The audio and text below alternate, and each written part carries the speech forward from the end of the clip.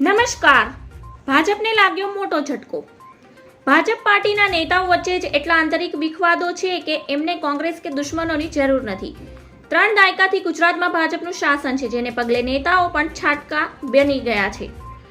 પાર્ટીમાં અંદરોઅંદર ગરબડો એટલી છે કે જ્યારે દુશ્મની વધે ત્યારે એકબીજાની પોલ ખોલતા હોય છે. પત્રકાંડ એમાં સામાન્ય થઈ ગયા છે.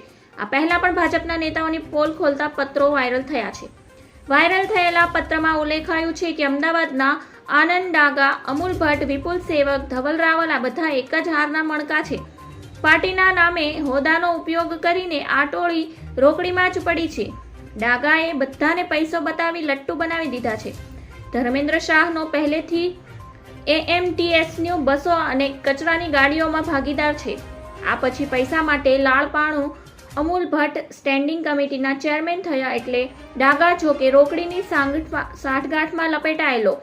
આ કટકી કિંગે એમએમએસટીના ડાગા માટે બબાલ કરી હતી તે બધા જાણે છે. ધન્યવાદ. જય હિન્દ.